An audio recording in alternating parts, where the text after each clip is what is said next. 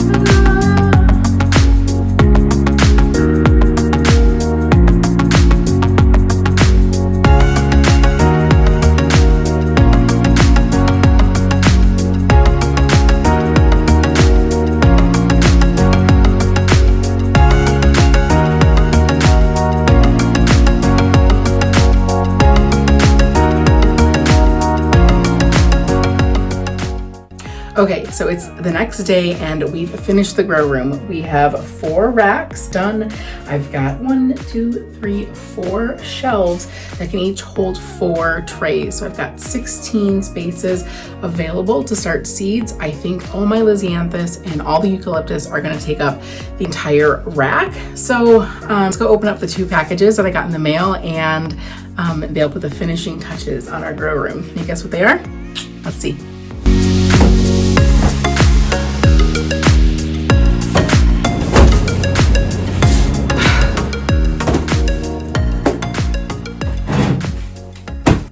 Sorry, we've got a weird backlit situation happening here, but it is what it is.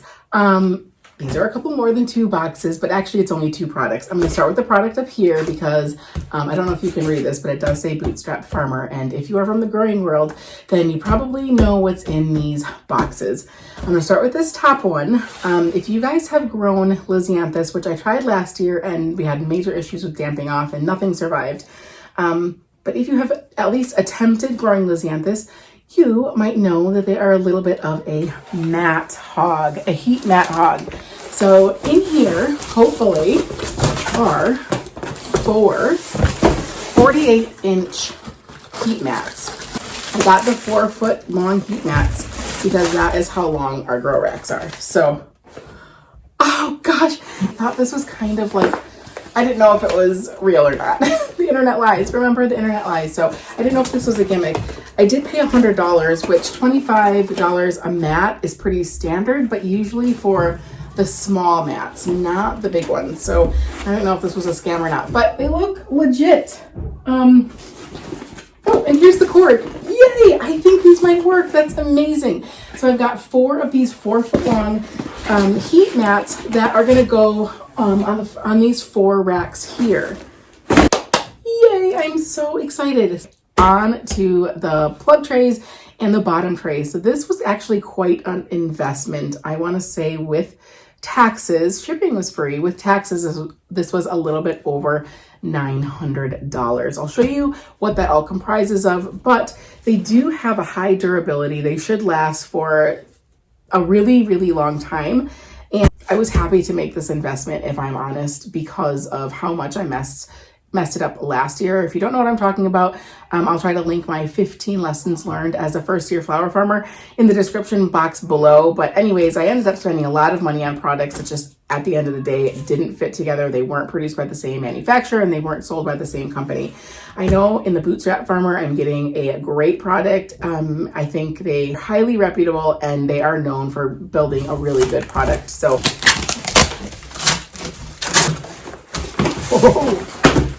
is another box. Beautiful. These are the 128 cell plug trays. I plan to start Celosia in here and Larkspur, Love in a Mist, or Nigella. Yeah, so the 128s. I think I got a lot. I think I got 30 of these. I think I got 90 bottom trays. I believe I got 60 200 cell plug trays and another 60 72 plug trays. So these are the 128. Oh yeah. I mean, these things are solid. I've never been so excited about a grow room product before, but this is going to be a game changer. They've got these nice deep channels for the water to sit. Cell trays have nice, long, deep cells.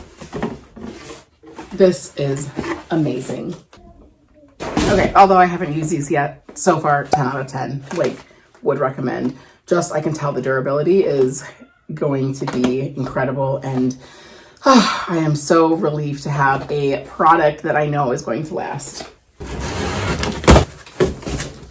So here are the 72 plug trays, and I believe there are 60 in this box.